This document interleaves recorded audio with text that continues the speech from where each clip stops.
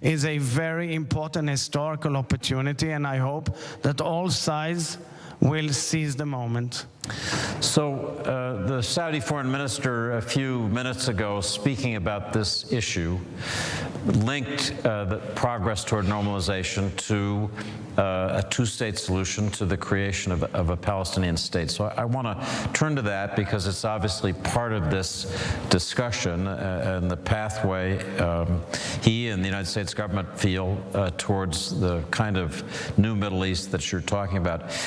You said in 2016, and I've heard you say often, the following: my basic position continues to be that the only way to solve a conflict is by implementing a two-state solution. But you said in December, after October 7, what I want to urge is against just saying two-state solution. Why? Because there's an emotional chapter here that must be dealt with. My nation is in trauma. So I think we understand that trauma. What I want to ask you, Mr. President, is how to bring the vision that you had in 2016 together with what you're experiencing now so that there is a pathway toward something that's different. Well, I think that we have to understand that reality has been exposed and unraveled in front of our eyes. In my appearance in front of a joint session of Congress on the 19th of July, before the war, I spoke about the vision of peace in the region, but I said that what undermines the possibility of peace in the region is terror. We've gone through 2 years of terror in the last few years, but the people of the world didn't really notice it. They went on, they ignored it. We went through a lot of attacks of terror. And I came to the clear conclusion that you cannot accept a peaceful process with your neighbors if they hail terror. I cannot agree to it. Nobody can agree to it. The mere assessment that one can accept terror as a tool to bring about results of such nature is adverse to the whole basic rules of human beings.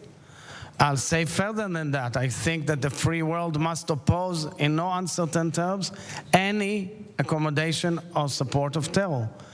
What happened in October 7th is that peaceful communities on an internationally recognized boundary since 1949 were slaughtered. And people celebrated on the other side in the Palestinian camp. They celebrated this, and I expect people who want to make peace with us and people who want to move on in a vision of peace in the region. And I do believe adamantly that Israelis and Palestinians deserve peace, and they should find ways and means to move towards peace, and that the pain inflicted must not recur. But for that, we have to hear and see an understanding that terror cannot be accepted in any way. And this is what I said. Israelis are traumatized so much that to come to tell them now two-state solution, a Palestinian state, cannot be achieved if we don't deal with the innermost question of Israelis. How does it guarantee safety to me and to my family and to my neighbors and to my nation? Israelis are worried. You expect them to divide the land and then say, oh yeah, but okay, who runs the other entity and how do we make sure terror will not recur? So I think we should offer a vision of peace, and we should definitely look into a horizon of peace. And I never shy away from things that I believe in, but I think that we have to add an element of reality, of real life into this. It won't happen if we don't find real solutions for the security question of Israel. So let me just put the question to you again. If there are ways to address that issue that you rightly stress, the security, safety of your country and the people who live in it, if that can be addressed, is there in your mind a pathway toward a two-state solution? So I would say that saying now automatically a Palestinian state or a two-state solution, it's kind of giving actually, without intention, kind of credit or award to the fact that Hamas launched a war against us. I don't want to be there. I want to do something else. I say if we want to win and we show victory against the empire of evil and its proxies, we have to move towards the inclusion of Israel in the region with a major agreement with our regional partners, including Saudi Arabia, and in it find the right formula for peace between Israelis and Palestinians. And that's what we have to look for. So let me ask you about one hard problem looking ahead. Israel doesn't trust the Palestinian Authority. It's fair to say that many Palestinians don't seem to trust the PA either. But Jordan, the United States, many Arab countries have been working to try to build what people are calling a revitalized, reformed Palestinian Authority that would be able to do a better job in every respect, including reassuring Israel about its security. I think we'd all be interested in whether you think that revitalized PA, the RPA people are calling it, might be something that Israel could work with, could help build a future with, and build a kind of security and stability that you just talked about. So I think it's a very important development. The proof of the pudding is in the eating. One has to see that there are reforms. I know it's being dealt with the Palestinians by the various Arab countries, by the international community, by the United States of America. It's clear it has to happen because part of the problem here is the way, the functioning of our neighbors, and I don't want to go into it. It's their issue, and they have to deal with it. I can only say that from my own experience, I tried time and again to find initiatives that will deal with issues that are not the political thorniest issues, but have cooperation on fields such as, say, climate issues, medical issues. And I didn't get any real response. I hope that there will be an opportunity to have a real dialogue with our neighbors also about that.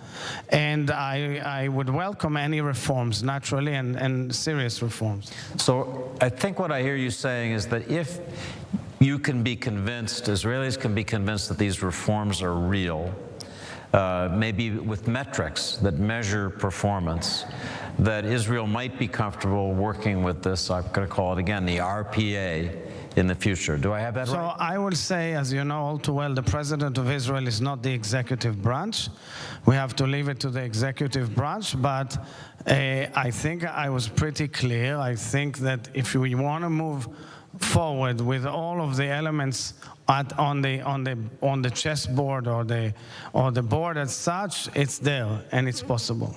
So shifting gears a little bit, I know that you feel that the world simply doesn't understand the ideology of Hamas, that there's an experience that Israelis have had viscerally on October 7 that the world still doesn't understand. I know you brought something that you think will be powerful, so I want to invite you to do that. So I will first say that the ideology that we have seen is something that the world tends to ignore.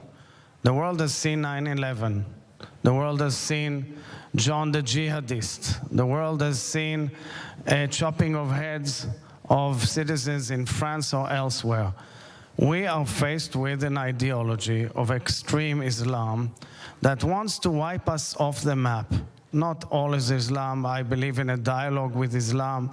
And you know that there are many Muslim countries who advocate peace and move forward. But this ideology, which is now the focal point of the empire of evil, emanates from Tehran, is of huge magnitude and needs to be the main target of international security forces, because it starts with the Iranian nuclear program, it starts with their ideology, it goes to terror, it goes to their proxies, it goes to the Houthis, who are a tribe of 50,000 people, David, having ballistic missiles, cruise missiles, and drones, something which is bigger than most nations in the world. And you ask yourself, where is this aimed for, if not at the heart of Europe and the United States and elsewhere in the free world? And people have to wake up. So I brought with me a book which was taken by our military in their operation. Our military goes in, and finds in homes missiles and weapons of the worst kind that are aimed to kill all of us. The book is called Nihayat al-Yahud, which means the end of the Jews.